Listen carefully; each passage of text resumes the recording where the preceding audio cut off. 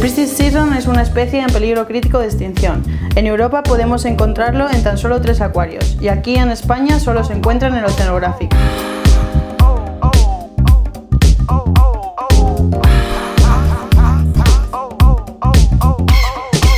Para alimentarlo utilizamos un tubo de PVC hueco por el que introducimos un palo de PVC con merluza, caballa o arenque, lo que toque ese día, y así podemos bajar el alimento hasta el fondo para que lo pueda coger con facilidad.